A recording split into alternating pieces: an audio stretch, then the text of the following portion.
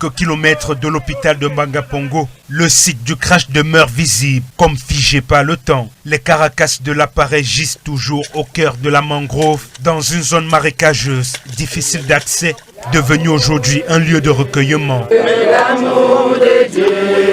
Le silence de la mangrove est rompu par les voix des vivants qui se souviennent.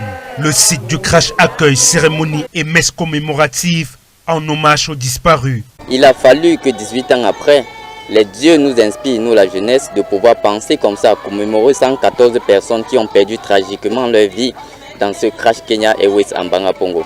Déjà, ils n'ont pas choisi de finir leur vie ici en Mbanga-Pongo. Il a fallu qu'à un moment donné, quelqu'un y pense.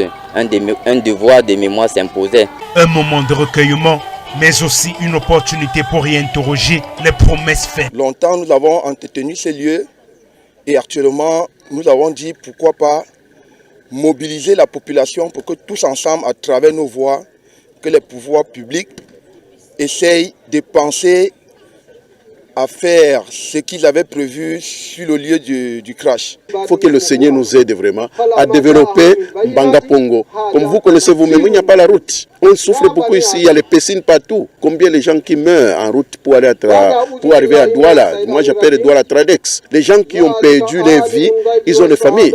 Et les familles voudraient vraiment voir là où le crash a été. Mais comme il n'y a pas l'accès, personne ne vient. Derrière les chants liturgiques et les discours officiels, la réalité du terrain reste amère. Les doléances sont nombreuses et les attentes interminables. De Tradex jusqu'au niveau du marché Sable, et bien jusqu'au niveau du crash, c'est 2000 francs le transport dans la ville de Douala. C'est énorme. Si on avait la route, c'est au moins 5 minutes. Dans la grande difficulté, c'est la route, et c'est le monument, et c'est de l'eau potable. L'abbé Justin interpelle les consciences, appelant les citoyens à faire entendre leur voix dans les urnes. Seul espoir, selon lui, d'un véritable changement. Tous les Camerounais doivent voter parce que c'est par là le Seigneur va nous donner un dirigeant qui va nous diriger dans la paix, la justice. C'est lui. Mais si moi je n'ai pas voté, toi aussi tu n'es pas mal, qui va voter?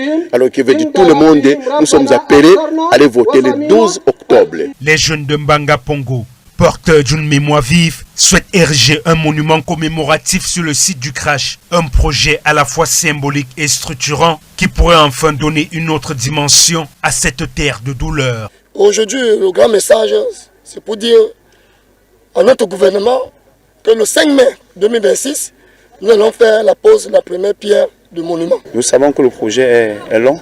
Par la suite, nous allons toujours chercher à entrer en contact avec ces familles pour que tous ensemble nous puissions réaliser